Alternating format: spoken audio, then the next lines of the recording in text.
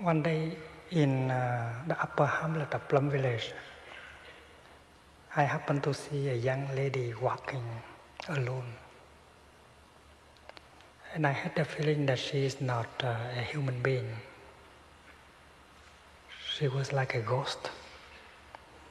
I knew right away that she was one of the hungry ghosts of our society, coming from a broken family, coming from a society that does not recognize you, that has made you suffer, coming from a tradition that is not capable of nourishing you, communicate to you.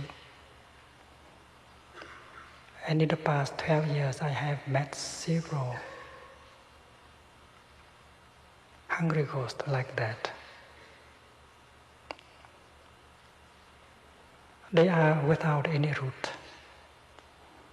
They don't believe in their family. They get angry at their parents. They get angry at their society. They get angry at their tradition.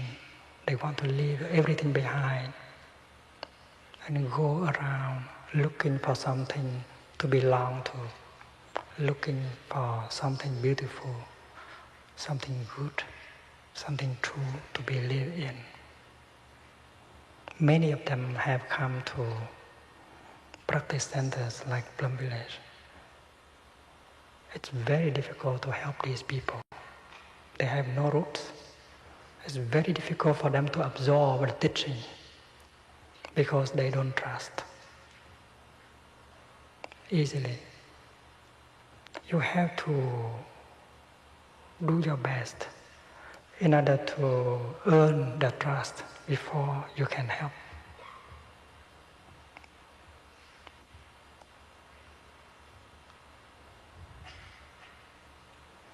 Our society is organized in such a way that we produce tens of thousands of hungry ghosts every day.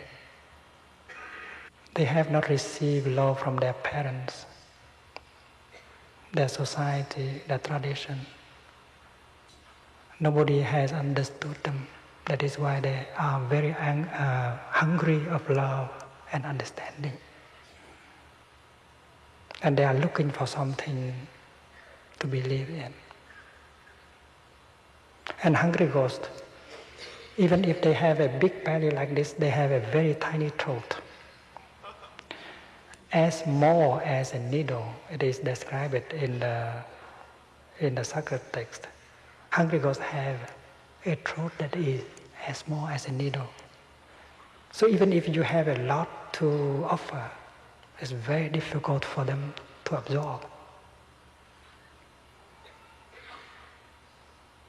Even if you have plenty of food, plenty of water, plenty of love to offer, it's difficult for them to absorb because nobody has understood them, nobody has loved them. They suspect everything, they suspect everyone. We have helped a certain number of hungry ghosts like that. We know that it is difficult. We know that we need each other in order to help. We have to reorganize our society in such a way that we stop producing more hungry ghosts. This is very important. And we should practice looking deeply in order to be able to understand these hungry ghosts and not to continue to blame them because they have not received any understanding and therefore any love.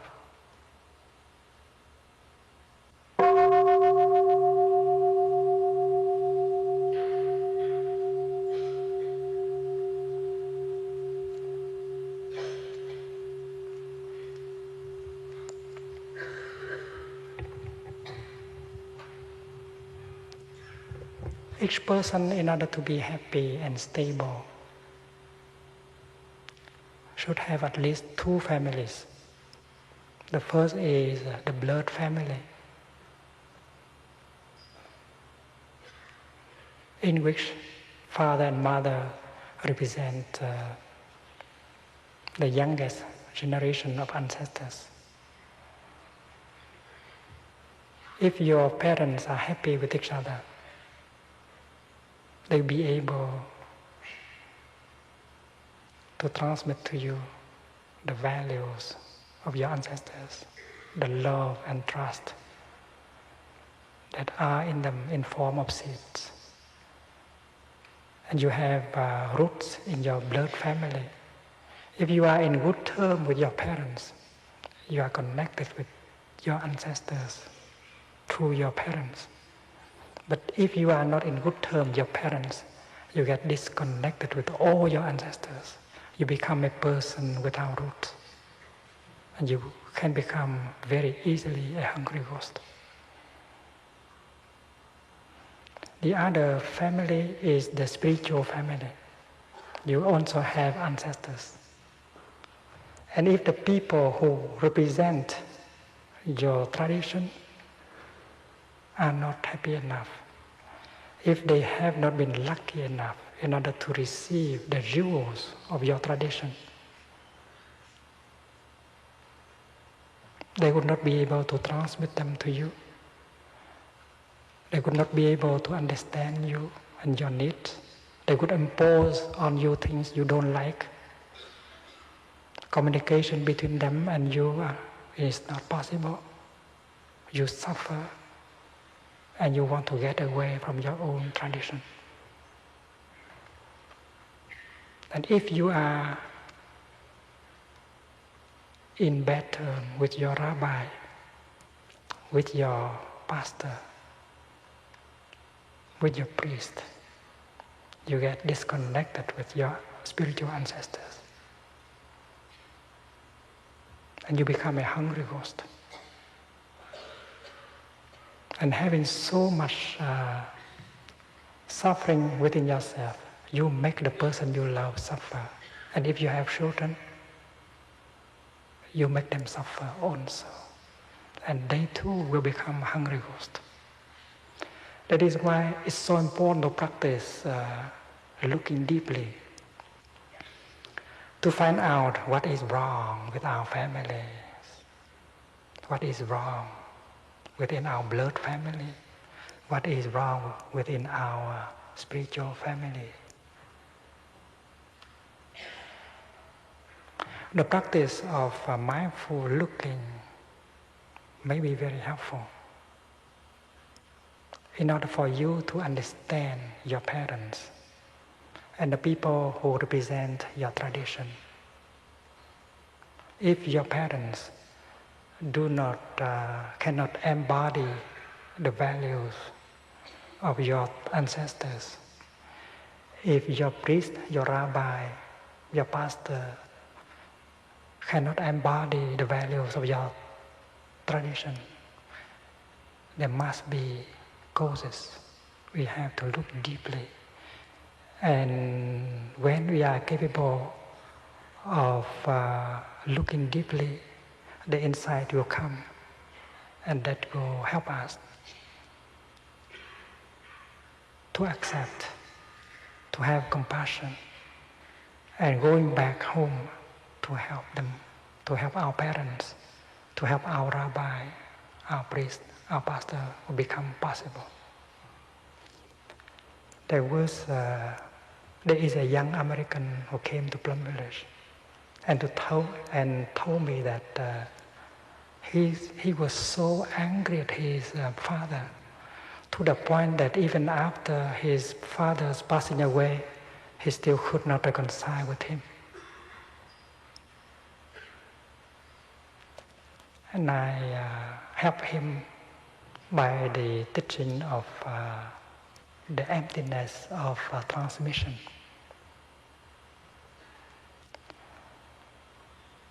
Emptiness of transmission is a way of looking deeply in order to recognize that you are one with your parents. You are only a continuation of your parents. Getting angry at your parents is to get angry at yourself. When we talk about transmission, we talk about the one who transmits We talk about the object transmitted, and we talk about the receiver of the transmission, three things. When you have a chance to take a shower, when you take a shower, you have a chance to look at your body as the object of transmission. And you think of your parents as the transmitters, your body, your consciousness as the object transmitted, and you are the receiver of the transmission. But looking deeply, we see that three of them are empty, of a separate self. The question we ask is, what did your parents transmit? And if you practice looking deeply, you see that your parents transmitted themselves to you. Your body and all the seeds that you carry within your consciousness are your parents. They did not transmit anything less than themselves. All the seeds of suffering, all seeds of happiness and talent, they received from their ancestors. They have transmitted everything to you. So the transmitters and the transmitted are one, and you are also one with the object transmitted. So you cannot escape the fact that you are only the continuation of your father. You are your father. And to reconcile with your father is to reconcile with yourself. There is no other way. That young man, he put a picture of his father on his desk and with a little lamp. Every time he get close to his desk, he would look in the eyes of his father and practice breathing in and out. And to touch the fact that he is his father. He is only a continuation of his father. And he realized the fact that his father was not capable of transmitting to him the seed of love and trust that lie deep in his consciousness, because he did not have the capacity to do so. He was not helped by anyone to touch these seeds in order to get nourished back. And of course, the seed of trust and love in him was covered up by so many layers of suffering. And when you have become aware of that, you can forgive, you can understand. There is a wonderful guided meditation on the 5-year-old boy that we used to offer to hungry ghosts who come to Plum Village. Breathing in, I see myself as a 5-year-old boy or girl. Breathing out, I smile to that 5-year-old boy or girl who is me. And that you practice for 1 or 2 weeks. A 5-year-old boy or girl is always very vulnerable, very fragile. A stern look may already hurt him or her. A shout may already hurt him or her. That is why we are very fragile when we are 5. And if you see yourself as a 5-year-old boy like that, and if you breathe out and smile to you, that smile will be the smile of compassion, understanding. If I suffer because as a 5-year-old boy, I was deeply wounded. And 2 weeks later, he gave him the other half of the practice. Breathing in, I see my father as a 5-year-old boy. Breathing out, I smile to the 5-year-old boy that was my father. Maybe you have not imagined that your father could be a 5-year-old boy, but he was a 5-year-old boy. He had been a 5-year-old boy. And if you are capable of breathing in and seeing your father as a 5-year-old boy, you would see that he is also fragile, vulnerable, easily to get hurt. And he may be like you, the victim of his grandpa, of your grandpa. And practice like that. Smile into that 5-year-old boy with compassion. One day you will understand that your father is also a victim. That is why he was not capable of nourishing himself with the seed of love and trust. And if you don't practice, that seed of love and trust in you will remain very small. And tomorrow when you have a child, you will do exactly like your father. The wheel of samsara.